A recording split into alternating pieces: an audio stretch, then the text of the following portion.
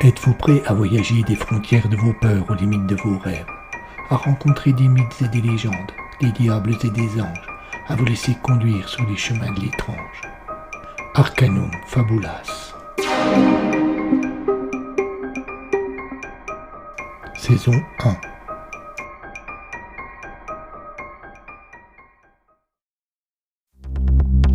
Amalricus, le cire et le loup.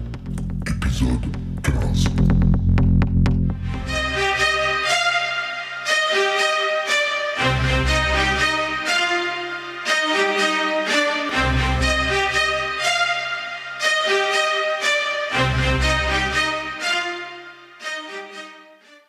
Un quart d'heure plus tard, l'ouvrier et Tari reprenaient la voiture pour regagner le fort. Comme Alain s'apprêtait à ouvrir la portière conducteur de son véhicule, quelqu'un jaillit de la voiture garée juste à côté et d'un coup de crosse de revolver assomma l'infortuné scientifique.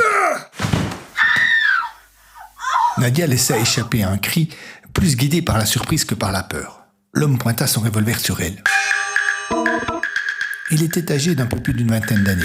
Vêtu d'un jean et d'un polo vert, il semblait fort mal à l'aise avec une arme en main, mais également fort déterminé. « Faites ce que je vous dis et tout se passera bien », lança-t-il à l'attention de Nadia.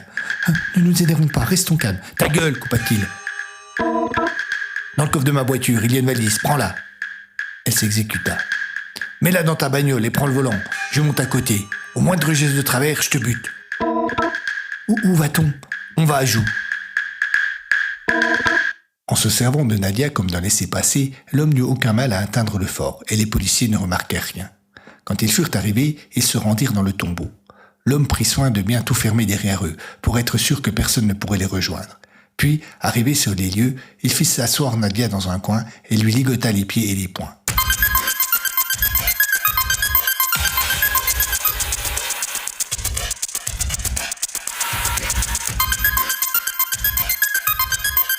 Ensuite, ouvrant sa valise, il en sortit des explosifs qu'il disposa partout dans la pièce. « Mais enfin, que faites-vous » demanda Nadia. « Et qui êtes-vous »« Mon nom n'a pas vraiment d'importance, et croyez bien que je suis désolé de devoir vous tuer, mais notre sacrifice sauvera des centaines d'autres personnes. »« Qu'est-ce que vous racontez à la fin ? Mais vous êtes fou !»« Oh non, détrompez-vous, et croyez bien que je le regrette. Je n'ai pas plus envie que vous de mourir, mais je n'ai pas le choix. Je dois l'arrêter, c'est la seule façon. »« Mais arrêtez qui ? De quoi parlez-vous ?»« Vous ne lisez pas la presse, mademoiselle Tari. Vous n'êtes pas au courant qu'il est de retour et que si personne ne s'interpose, ce sera l'hécatombe. »« Et qui ?»« Amalricus, le cire au loup. »« Vous êtes complètement fou, un détraqué, un malade mental, un triple cinglé, laissez-moi partir. »« Je le voudrais bien, croyez-le, mais vous risqueriez de compromettre mon plan. Il me faut attendre la nuit pour tout faire sauter, mais il me faut aussi des vies pour l'attirer, et ces vies ce seront les nôtres. » Il sortit de sa valise une rose et la glissa dans les cheveux de Nadia. « Je ne peux pas vous sauver la vie, alors je vais au moins tenter de sauver votre âme. » Puis, de longues heures passèrent. Il fignolait sans cesse son installation, mais ne parlait plus à Nadia. Il regarda sa montre. « 21h30, dit-il. La nuit doit être tombée dehors. Cela ne va plus tarder. » Nadia aurait voulu hurler, se débattre, mais ses liens étaient bien serrés et l'homme avait pris soin de la bâillonner. C'est pourquoi elle se contenta de pleurer. Une bonne demi-heure s'écoula encore dans un silence le plus absolu. Elle imaginait que dehors, il devait se douter de quelque chose, que ses collègues, en arrivant au début d'après-midi et en trouvant la porte fermée, avaient dû s'inquiéter. Mais songerait-il, en admettant qu'ils parviennent à rentrer dans le fort, à venir voir dans le tombeau ?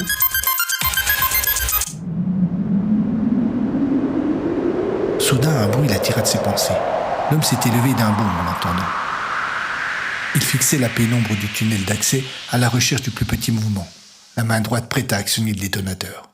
C'est alors que Nadia vit une ombre se former près de la porte murée.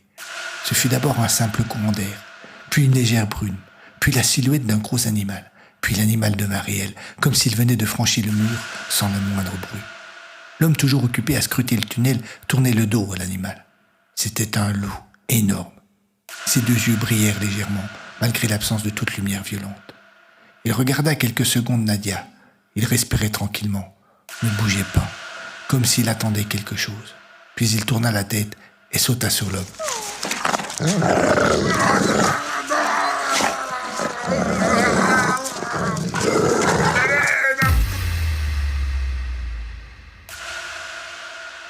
ce moment précis, quelque chose heurta le crâne de Nadia qui perdit connaissance.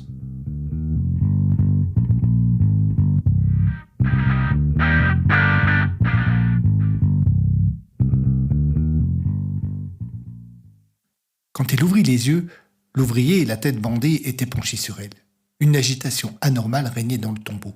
Des policiers entraient et sortaient, et 2 infirmiers étaient occupés à enlever un corps ensanglanté. « Elle est revenue à elle !» hurla l'ouvrier. Rosette s'approcha et se pencha sur la jeune femme. « Cela va mieux, mademoiselle ?»« Oui, enfin, je crois. Que s'est-il passé ?»« Vous avez été enlevé par un détraqué. Il avait complètement piégé le tombeau et semblait bien vouloir se faire sauter avec. Et aussi avec vous, d'ailleurs. Mais quelque chose ou quelqu'un ne l'a pas laissé faire. Il a été salement arrangé et sa famille aura du mal à le reconnaître. Vous n'avez rien vu ?»« Non, j'ai été frappé à la tête. J'ai perdu connaissance, » répondit-elle après quelques secondes de réflexion. « En tout cas, vous avez vraiment de la chance d'être encore en vie. Comment êtes-vous arrivé ici ? C'est monsieur l'ouvrier qui nous a prévenus. Nous avons mis un certain temps à vous localiser, puis à préparer une intervention. Mais quand les hommes du raid sont entrés ici, ils ont trouvé le corps de votre agresseur mutilé et vous sans connaissance sur le sol. Vous savez de qui il s'agissait ? En fait, oui, il s'appelait Pascal Moll. Il y a quelque temps déjà que nous étions à sa recherche. Il a travaillé ici cet hiver. Moll, s'étonna Nadia. Mais c'était le jeune étudiant qui avait émis l'hypothèse de la porte murée ? C'est bien lui, en effet. Nadia passa la nuit à l'hôpital, en observation. Elle eut beaucoup de mal à trouver le sommeil. Elle repensait à tout ce qu'elle avait vu depuis son arrivée dans le coin. Cet étrange moine, ces meurtres, ce loup qui se matérialise, et l'Odesse, ce farfelu qui vient lui conter des sornettes à propos d'un fantôme. « Mais où suis-je tombée ?» se demanda-t-elle juste avant que Morphée ne l'embrasse enfin. Quand elle se réveilla, elle fut surprise de n'entendre aucun bruit. L'hôpital semblait complètement désert, abandonné. Elle se redressa et regarda sa montre. 9 heures. C'était pour le moins étonnant. Comment se faisait-il que personne ne l'ait réveillée ? En général, les infirmières font un tour vers 6 heures du matin. Elle saisit la sonnette qui permettait de les appeler et appuya 3 fois, mais personne ne vint. Une étrange ambiance régnait, et sans qu'elle ne sût vraiment pourquoi, Nadia se sentit, d'un seul coup, très mal à l'aise.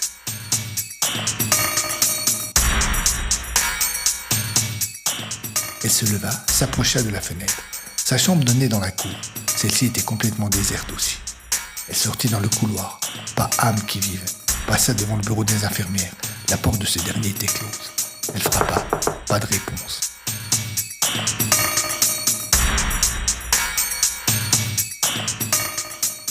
Elle l'entrouvrit.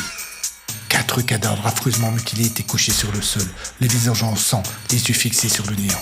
Nadia hurla et referma la porte. Elle fit volte-face pour partir en courant, mais se trouva nez à nez avec le moine.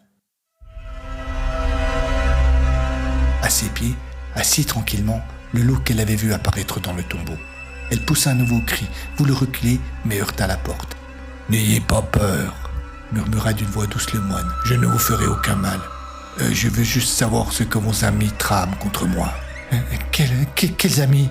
Elle devina un sourire plus agacé qu'amusé sous la capuche du moine. « L'Odesse, Rosen et Sénécha. » Nadia ne comprenait pas, et le moine se montrait de plus en plus menaçant. Le loup s'était dressé et grognait. La jeune scientifique tentait de se soustraire à la menace en s'éloignant le long du mur, mais son interlocuteur la suivait et maintenait son étreinte. Je ne sais pas ce que vous voulez dire, je ne comprends pas. L'Odesse, je l'ai rencontré une fois, mais il est fou, il croit aux fantômes, et je ne sais pas ce qu'il veut faire. Vous savez, reprit le moine, je pourrais simplement, en posant ma main sur votre front, savoir la vérité. Je briserai tous vos souvenirs, toutes vos connaissances, et même tous vos secrets. Je connaîtrai votre vie comme si je l'avais vécue, et je saurai si vous me mentez. Mais vous y perdriez la vie.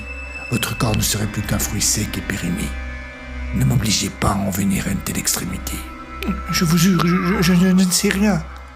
Je n'aime pas tuer les femmes. J'ai dû le faire une fois pourtant, assez récemment. Elle ne veut pas parler non plus. Et effectivement, elle ne savait rien. Au loin, une voix féminine appela. « Mademoiselle, mademoiselle !» Nadia eut envie d'hurler au secours, mais la peur la paralysa. Le moine avait tourné la tête en entendant l'appel, mais il ne sembla pas impressionné pour autant. « Ce que vous avez vu dans le bureau des infirmières, poursuivit-il. Ce n'est qu'un avertissement. Ce qui arrive à ceux qui veulent m'affronter. « Mademoiselle, mademoiselle !» Le moine regarda à nouveau dans la direction d'où venaient les cris.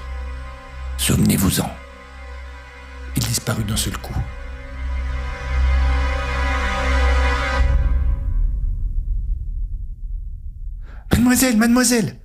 Nadia ouvrit les yeux.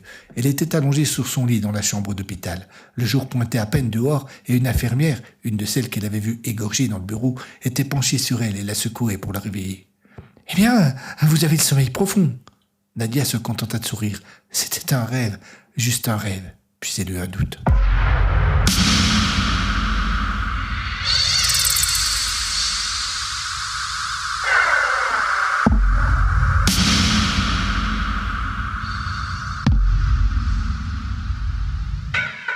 Dans la matinée, elle reçut la visite du commissaire Rosen.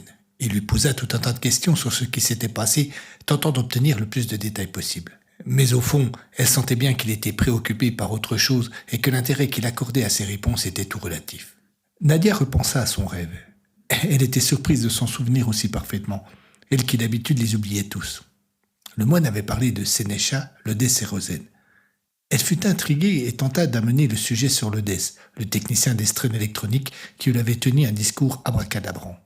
Lorsqu'elle prononça son nom, Rosen se ferma. Il parut vraiment embarrassé, comme s'il avait voulu dire quelque chose mais qu'il n'osa point.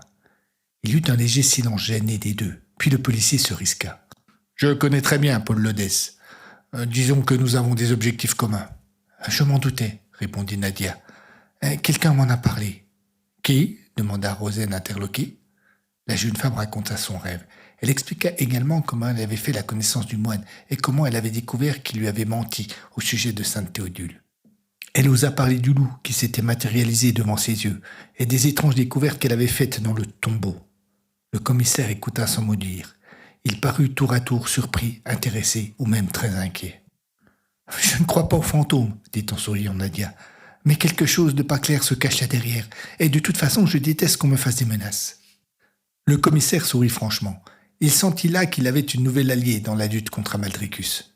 « Je suis persuadé, mademoiselle Tari, que vous pourrez nous aider bien plus que vous l'imaginez. J'aurai plusieurs documents à vous faire lire et j'aimerais avoir votre avis. »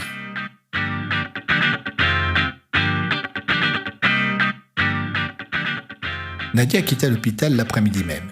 Elle regagna directement sa chambre d'hôtel. Les fouilles devaient être interrompues pour le temps de l'enquête et Rosen tentait d'obtenir l'autorisation de refermer la pièce jusqu'à leur reprise.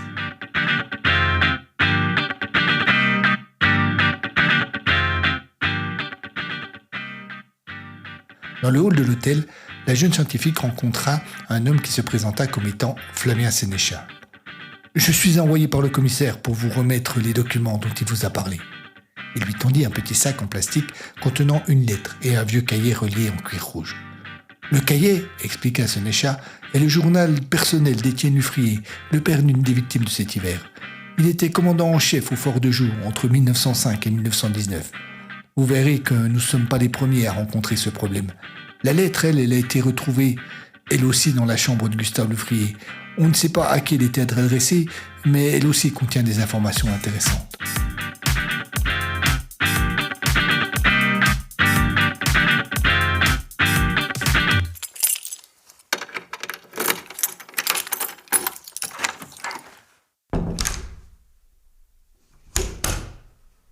Dès qu'elle arriva dans sa chambre, Nadia ouvrit le journal.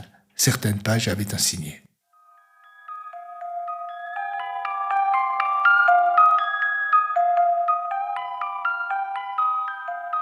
Journal personnel du lieutenant-colonel Étienne Lufrier, commandant en chef du fort de Joux. Samedi 12 août 1905.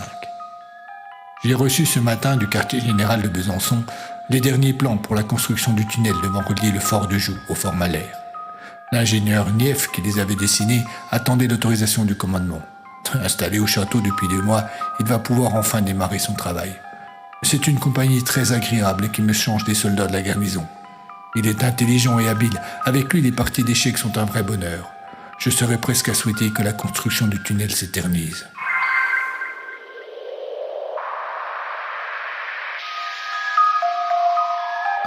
Mercredi 16 août 1905. Ce matin, les travaux ont pu réellement débuter. Le plan de Nièvre prévoit que le tunnel sera percé à partir du puits de Joux, à mi-hauteur environ, qu'il avancera en pente très légère sur une vingtaine de mètres, puis qu'il descendra à la verticale sur une cinquantaine de mètres. Il sera installé un système de monte-charge.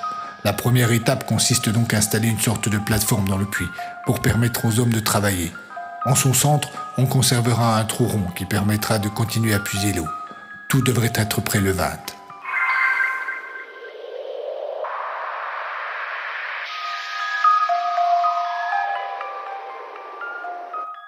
Vendredi 18 août 1905. On m'a averti ce matin qu'un des soldats, un nommé Audeluc, affecté à la construction de la plateforme, a été pris d'une crise de folie. Il s'est mis à jeter violemment ses outils contre le mur en hurlant « Va-t'en, va-t'en !» Ses collègues ont tenté de le maîtriser, mais il a refusé de les laisser approcher. En reculant, il a glissé et il est tombé dans le trou de la plateforme, permettant de puiser de l'eau. Il a fait une chute de 60 mètres et son corps a disparu dans les eaux noires du puits.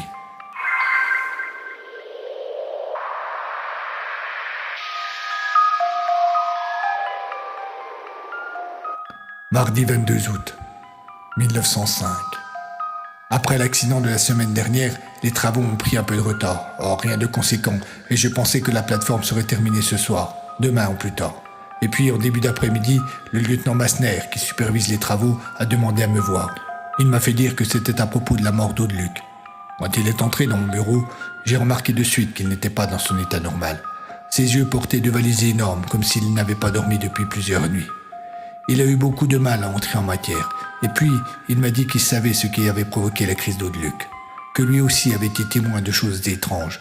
Plusieurs fois, sur le mur s'était dessiné un visage qu'il observait.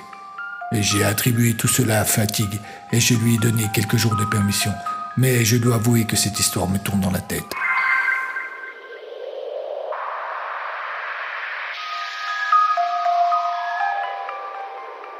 Vendredi 25 août 1905. Aucun nouvel incident ne s'est produit au cours des 3 derniers jours, et la plateforme est enfin terminée. Nous pourrons cet après-midi commencer à creuser. Nièvre est surexcité, la plupart des hommes me paraissent plutôt inquiets.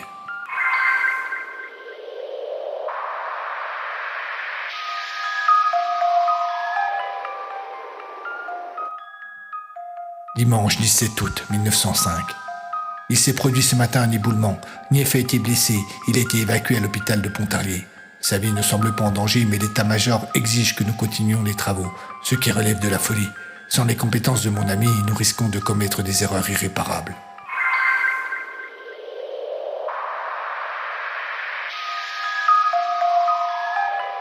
Mardi 3 octobre 1905. Nièvre n'est toujours pas sorti de l'hôpital, et je commence à me demander si les médecins ne nous ont pas menti quant à son état de santé réel. Je suis de plus en plus inquiet. Malgré tout, j'ai repris la direction des travaux et le tunnel avance lentement. L'idée de Nièvre de creuser à partir du puits nous a permis de gagner un temps plus que précieux. Toutefois, je repense souvent aux déclarations du lieutenant Massner. Il a été muté à la fin de l'été, mais j'ai entendu dire que d'autres hommes sur le chantier ont été témoins du même phénomène, mais n'ont pas osé en parler. Je suis de plus en plus mal à l'aise dans cette forteresse. J'ai comme qui dirait un pressentiment. Cela fait plusieurs nuits que je fais des cauchemars. Ma chambre, qui me semblait avant si agréable, mais de plus en plus froide. Je vais faire transférer mes quartiers dans la partie plus moderne du fort. Je ne puis rester plus longtemps dans une partie médiévale sans devenir fou.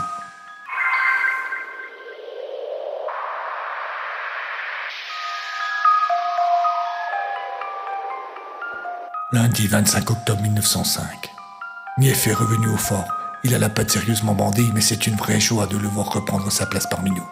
Dès ce soir, nous organiserons une petite fête pour fêter son retour.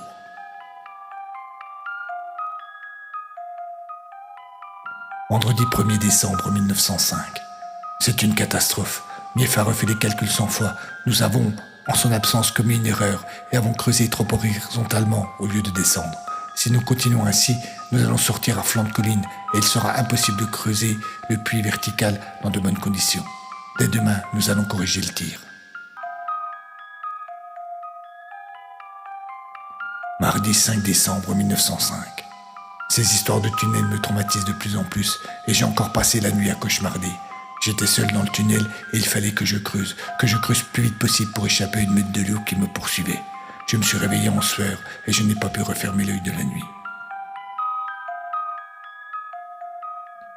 Vendredi 8 décembre 1905. Je l'ai vu. Ce matin, je l'ai vu. Je venais de descendre dans le puits pour rejoindre Nief dans le tunnel. J'étais seul sur la plateforme. J'ai entendu un petit bruit derrière moi. J'ai fait volte-face. Et là, sortant à moitié du mur, j'ai vu le visage d'un vieillard. C'était comme si on avait sculpté un bas-relief dans la paroi. Mais il était animé. Il a cligné des yeux plusieurs fois. Ma première réaction a été de reculer. Mon pied a ripé et je me suis retourné précipitamment. J'étais juste à côté du trou. J'ai failli tomber. Lorsque j'ai regardé à nouveau le mur, il n'y avait plus rien.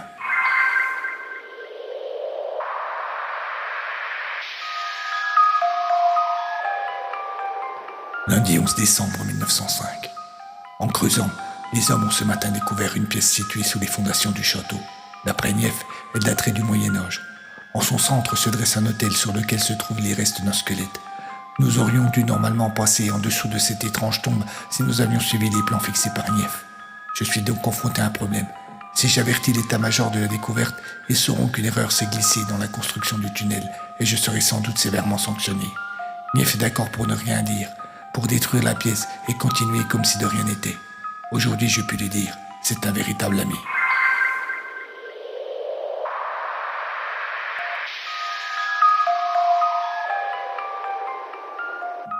Mardi, 13 décembre 1905. Un second cadavre a été découvert ce matin. Il s'agit de l'un des gardes qui tournait dans le château cette nuit. Une fois de plus, j'ai rêvé de ce meurtre. Je suis en train de devenir fou et il faut que j'en parle à Nief.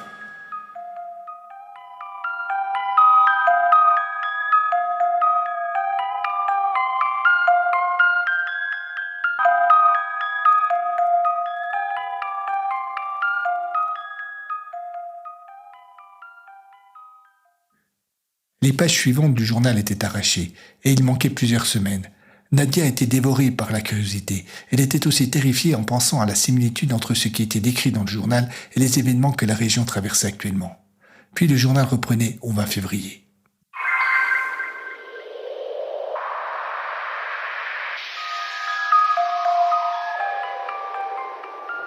Mardi, 20 février 1906. J'ai réussi à convaincre le général Daunier. Ces 5 jours passés au château ont fini par avoir raison de ses réticences. Il a signé l'ordre ce matin de cesser la construction du tunnel, mais également celui d'arrêter les enquêtes concernant les 5 meurtres. Il nous a chargés, Nief et moi, de prendre 20 hommes et de boucher l'entrée du tombeau, puis celle du tunnel. Je suis soulagé. C'est là, j'espère, la fin de le calvaire pour mes hommes et moi.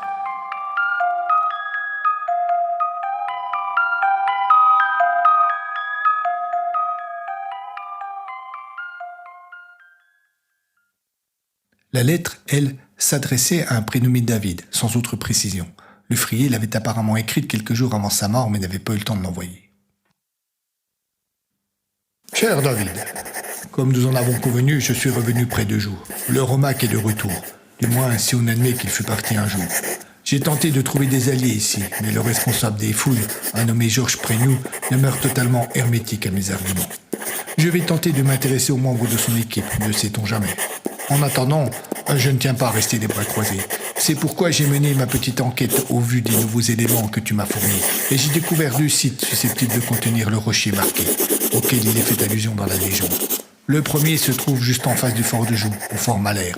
Il est vrai qu'il date seulement du 19e siècle, mais j'ai appris dans des archives militaires qu'au moment de sa construction, les soldats ont retrouvé sur place les restes d'un château plus ancien qui, d'après d'autres documents, s'appelait le Molor de Montjoux. Cela sera le premier endroit où je vais me rendre. Le second est juste au-dessus de Pontarlier, derrière une petite chapelle appelée la chapelle de l'Espérance. Lors de sa construction, à la fin des années 1850, on a retrouvé les restes d'un château datant lui aussi du Moyen-Âge. Toutes ces constructions si proches de Joux me laissent penser qu'elles étaient destinées à protéger la seule chose capable de lutter contre Valdricus. Avec le temps, on a oublié la menace et on a oublié aussi ses places fortes. Bien sûr, tout cela n'est que théorie, mais je vais les vérifier et je te tiendrai au courant. Amitié, Gustave.